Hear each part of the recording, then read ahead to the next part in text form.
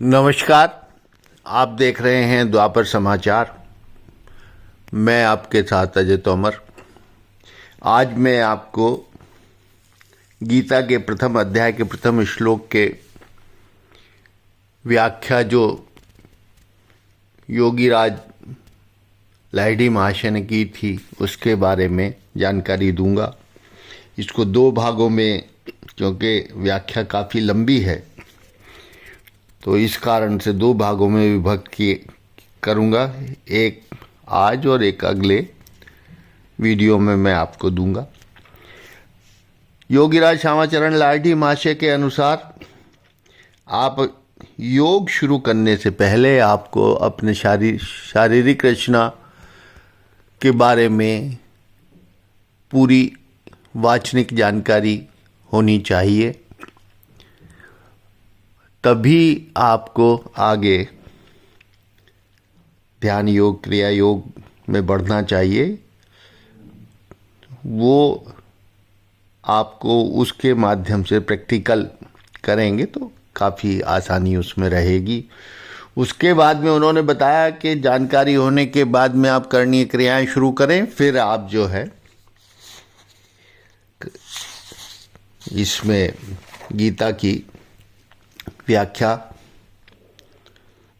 के अनुसार उसमें उन्होंने बताया है कि किस समय आपके ऊपर समाज में जो आप जो है कार्य करते हैं या जो आपकी विचारधारा रहती है, उस समय महाभारत का कौन सा पात्र आपके उस आदत के अनुसार कौन सा पात्र काम कर रहा है, उसके बारे में अब वो गीता में जानकारी देंगे। तो अब मैं शुरुआत करता हूँ। पहला श्लोक, धर्म क्षेत्रे कुरुक्षेत्रे संवेतायुत्सवाः मामका पांडवा चैवं किम कुर्वता संजय। अनुवाद है इसका। धृतराष्ट्र पूछते हैं, संजय युद्धेच्छु हमारे पुत्रगण ने तथा पांडु पुत्रगणों ने युद्ध करने के लिए धर्म क्षेत्र रूप कुरुक्षेत्र में मिलकर क्या किया। व्याख्या। धृतराष्ट्र ये ने धृतराष्ट्र शब्द से पहले से धारण करते रहे हैं, जो और राष्ट्र शब्द के राज्य को समझना, जो महाशय पहले से राज्य को धारण कर रहे हैं उन्हीं को धृतराष्ट्र कहा जाता है। इस शरीर रूप राज्य के सर्वत्र जिनका प्रभाव विस्तृत फैला है, शरीर रूप राज्य का और सुख और दुख का भोग करने वाला जो है उसी को धृतराष्ट्र जानना। इस शरीर के सुख दुख का भोक्ता मन है, अतएव मन ही को धृतराष्ट्र कहकर मानना, और मन जो है उसको स्वयं शब्द स्पर्श रूप रस गंध विषय लेने की शक्ति नहीं है। ज्ञानेन्द्रिय कर्ण त्वक चक्षु जिह्वा नासिका की सहायता से जो विषय समूह शरीर के भीतर लिया जाता है, मन ही उसका भोग करने वाला है, इसलिए मन को अंधा कहा जाता है। धृतराष्ट्र भी अंध हैं। धृतराष्ट्र उवाच वचन का अर्थ पहले अध्याय में दूसरे और 29वें श्लोक की व्याख्या में देखें।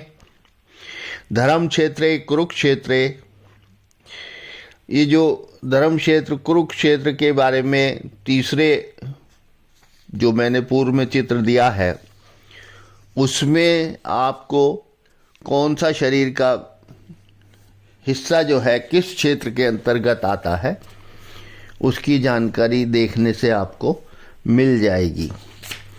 धर्म क्षेत्र कुरुक्षेत्र इस शरीर का नाम क्षेत्र है।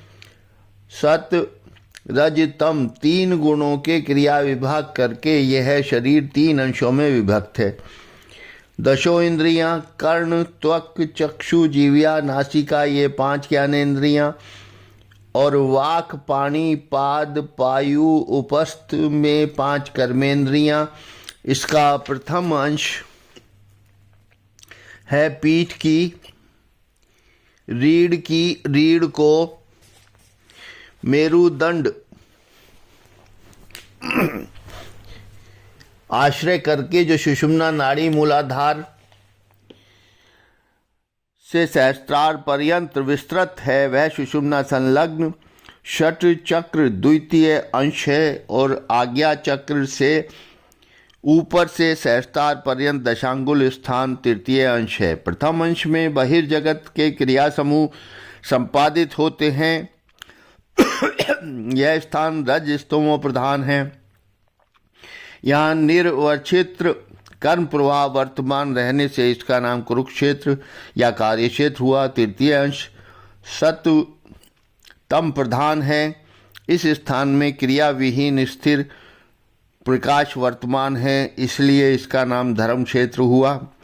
और द्वितीय अंश जो मन बुद्धि की लीला भूमि है, जहाँ से सूक्ष्म भूत समूह बहिर्मुख होकर इंद्रियों को क्रियाशील करता है, पुनश्च अंतर्मुख होकर आत्म ज्योति को प्रकाश करता है, वही सुषुम्ना संलग्न षठ चक्र रज सत्व प्रधान है। यह अंश धर्म और कर्म दोनों की आश्रय भूमि है, इसलिए इसका नाम धर्म क्षेत्र कुरुक्षेत्र हुआ। शरीर का यह अंश रज सत्व प्रधान होने से भी इसके विशेष स्थान में उन दोनों गुणों की क्रिया अल्पाधिक परिमाण में है। जो स्थान मूलाधार के पास और कुरुक्षेत्र के निकट है, वहाँ रजोगुण का परिमाण अधिक और सत्व गुण का कम है। वैसे ही जो स्थान आज्ञा चक्र से भिड़ा हुआ और धर्म क्षेत्र के निकट है, वहाँ सत्व का परिमाण अधिक है और रजोगुण का परिमाण कम है।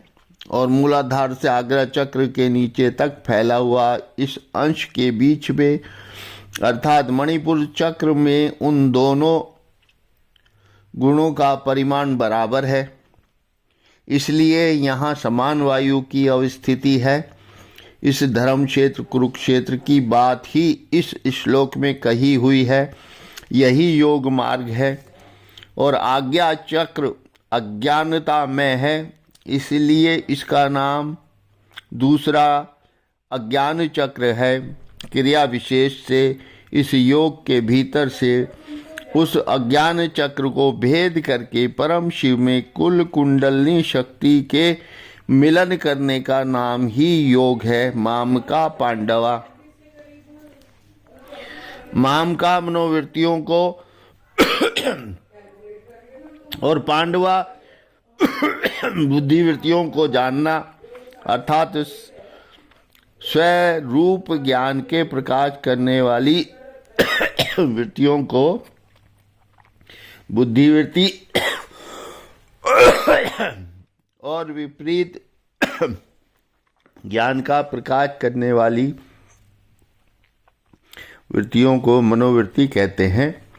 विपरीत उसको कहते हैं जैसे दर्पण आईना के सामने खड़े होने से उसमें जो छाया मूर्ति दिखलाई पड़ती है, उसको छाया को काया का स्वरूप विकास कहकर मन पहले ही मान लेता है,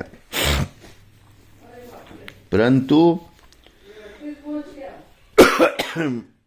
बुद्धि के द्वारा विचार करने से निश्चय होता कि वह काया का स्वरूप विकास नहीं है किंतु विपरीत विकास है, अर्थात शरीर का दक्षिण अंश छाया में वाम अंश रूप से दिखलाई पड़ता है। इसलिए पूज्यपात आर्य लोग कह गए हैं, विश्वम दर्पण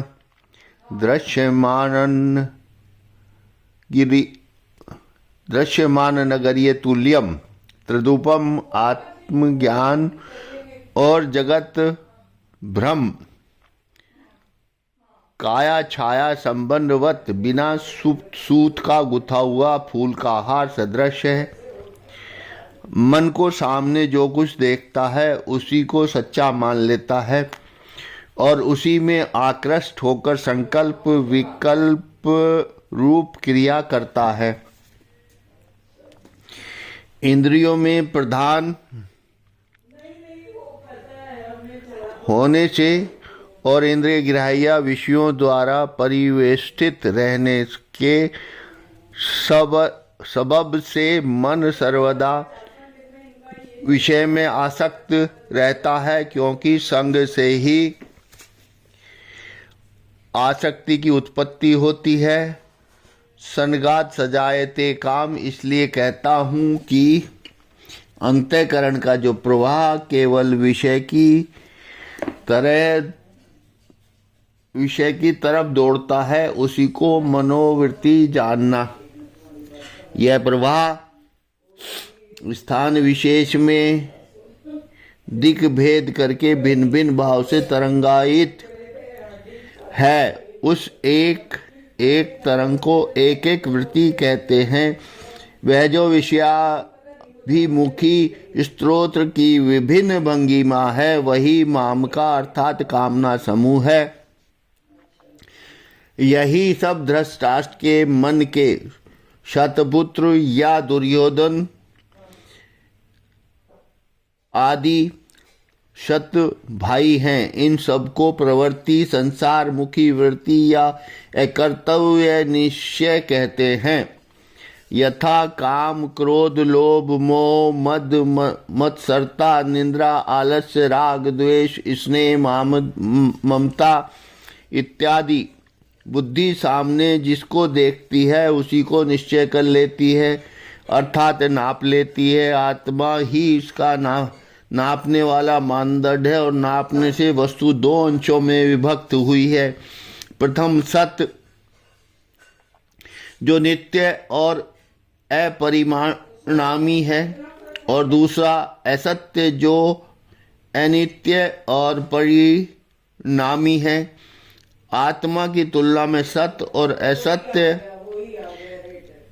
रूप से वस्तु विभाग करने को वस्तु विचार कहा जाता है। इस वस्तु विचार में आत्मा मानदंड होने से बुद्धिवृत्ति अतीव सूक्ष्म भाव